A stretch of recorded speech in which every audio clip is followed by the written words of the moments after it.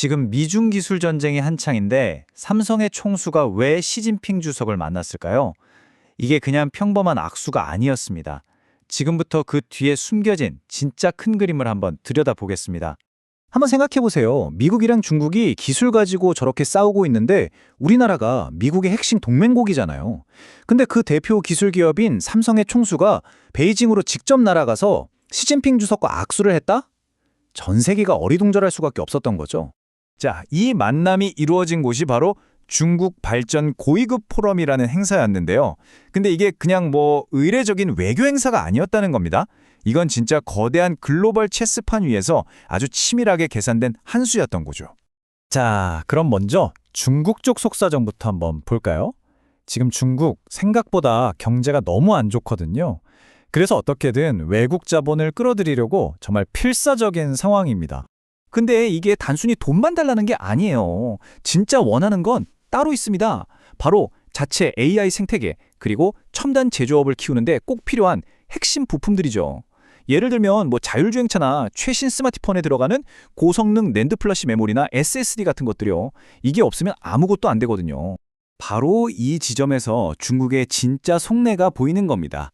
아, 그냥 부품만 사겠다는 게 아니구나. 삼성이라는 이 거대한 기술 기업을 아예 자기들 공급망 안으로 깊숙이 끌어들이려는 그런 더 큰 그림을 그리고 있는 거죠. 자, 그럼 삼성은 뭘 노리는 걸까요? 이런 지정학적 리스크를 감수하면서까지 말이죠. 이유는 간단합니다.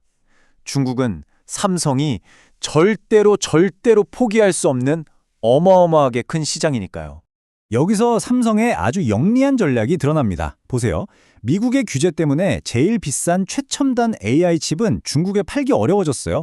그 문은 닫혔죠. 하지만 대신에 완전히 새로운 거대한 문이 열린 겁니다. 바로 전기차나 스마트 기기에 들어가는 부품 시장이에요. 이 시장이 지금 말 그대로 폭발하고 있거든요. 사실 이런 그림은 갑자기 나온 게 아닙니다. 이재용 회장은 이미 한참 전부터 중국의 전기차 거물인 BYD나 IT 기업인 샤오미 CEO들을 만나면서 물밑 작업을 다 해놨어요. 이 시장을 뚫기 위한 포석을 깔아두고 있었던 거죠. 이게 그냥 상상이 아닙니다. 숫자가 모든 걸 말해주죠. 47조 원. 와, 이게 작년 한 해 삼성이 중국에서 벌어들인 돈입니다. 전년보다 7.7%나 늘었고요. 그러니까 삼성 입장에선 이미 어마어마한 현금이 쏟아져 들어오는 시장인 셈이죠. 자, 그럼 이제 양쪽의 속셈은 다 알겠습니다. 중국은 기술이 필요하고 삼성은 시장이 필요하고. 근데 아니 미국이랑 중국이 저렇게 벽을 쌓고 있는데 이게 어떻게 가능한 걸까요? 바로 여기서 게임의 판도를 바꾼 결정적인 변수가 등장합니다. 그동안은요. 미국 눈치 보느라 중국에 있는 우리 공장에 최신 장비 하나 들이는 것도 굉장히 불확실하고 어려웠습니다. 그런데 바로 얼마 전에 정말 예상치 못했던 곳, 바로 미국 상무부에서 이 문을 살짝 열어준 겁니다. 이 조용한 정책 변화가 이 모든 거대한 계획을 가능하게 만든 거죠. 시장은 이 신호를 절대 놓치지 않았고요. 그 결정적인 변화가 뭐냐면요. 바로 이겁니다.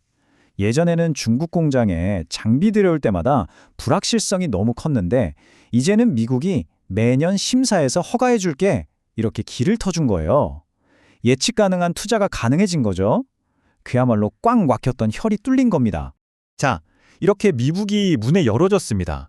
그러고 나니까 베이징에서의 그 악수가 전혀 다른 의미로 보이기 시작하는 거죠. 그 악수는 바로 삼성의 진짜 계획, 즉 중국 시안에 있는 이 핵심 낸드 플래시 공장에 앞으로 어마어마한 투자를 쏟아붓겠다는 걸 세상에 알리는 공개적인 신호탄이었던 겁니다. 보세요. 이 모든 게 그냥 우연히 일어난 게 아닙니다. 먼저 BYD, 샤오미 만나서 수요처 확보하고 때마침 미국이 규제를 완화해주자 바로 시진핑을 만나서 투자 신호를 보낸 거죠. 그리고 앞으로는 시안 공장에 대규모 투자를 집행해서 시장을 장악하려는 겁니다. 아주 치밀하게 짜인 각본이었던 거죠. 결론적으로 이건 삼성한테는 47조 원이 넘는 시장을 잡기 위한 계산된 도박이고 중국 입장에서는 핵심 기술 공급망을 확보하는 전략적인 승리라고 볼 수 있습니다. 막대한 경제적 이익과 엄청난 지정학적 리스크 사이에서 정말 아슬아슬한 줄타기를 시작한 거죠. 자, 그래서 마지막 질문이 남습니다. 초강대국대 사이에서 벌어지는 이 거대한 게임에서 과연 양쪽으로 오가는 이런 전략이 장기적으로 정말 성공할 수 있을까요? 지금 당장은 굉장히 영리한 해법처럼 보이지만 이게 과연 지속 가능한 길일지 아니면 언제 터질지 모르는 시한폭탄을 안고 가는 것일지 정말 생각해 볼 문제죠.